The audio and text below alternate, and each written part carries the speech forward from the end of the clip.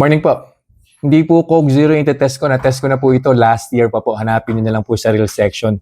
For today, magte-test po ako ng Coke Float. Yan. Pero Coke Zero po yung gagamitin ko. And yung ice cream na diabetic friendly. Homemade po ito. Ginawa po ito ni Mrs. I think na-test ko na po ito couple of days ago. So hindi po gumalaw yung blood sugar ko dito sa homemade na ice cream na ito. No, Coke Zero. Siyempre lalagyan natin ng ice. Yan. Konting ice. Si Coke Zero.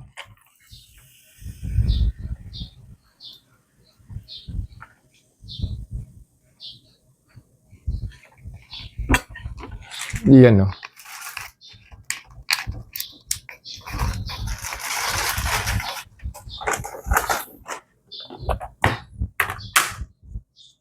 Ito po yung homemade na ice cream. Dali lang pong gawin na ito. 3 ingredients lang po yan. All-purpose cream, allulose sugar, pwede rin pong monk fruit, pwede rin pong stevia, tapos vanilla flavor. Yung McCormick po yung nabibili po sa supermarket. Gagawa ko po ng separate na video to para makita nyo po kung paano po siya ginagawa.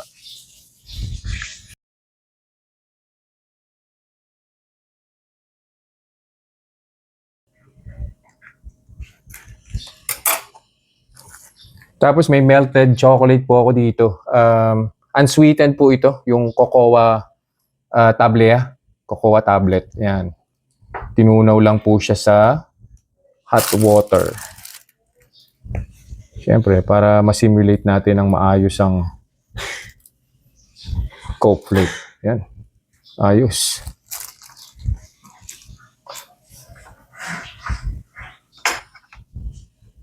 Saktong-sakto po ito, pang summer. Of course, i-measure po natin kung pagagalawin po ba yung blood sugar ko via the OTI CGM.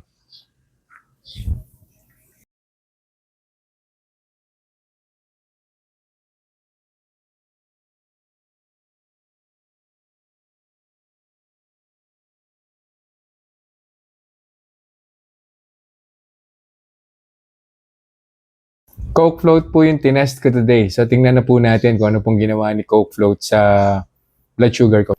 So, nag-start po yung blood sugar ko, 94. First hour, nag-106 po siya. So, that's plus 12. And then after 5 minutes, nag-108 po siya. Pero fluctuation na lang po ng blood sugar yan eh. And then after 30 minutes, bumalik na po siya ng 106 and pababa na po yung arrow right after the reading. So most probably in the next 10 or 15 minutes, magle-less than 100 na po ulit yung blood sugar ko. So sa madaling sabi po, halos wala po yun. Minimal na minimal po yung galaw ng blood sugar ko. So safe na safe po yung Coke Float na ginawa ko today. Yung mga ganitong klaseng pagkain or inumin in moderation. So hindi po pwede na unli. Hindi po pwede na baguhin nyo po yung ingredients. So yun lang po for this review. I'll see you guys in the next vlog. Bye-bye.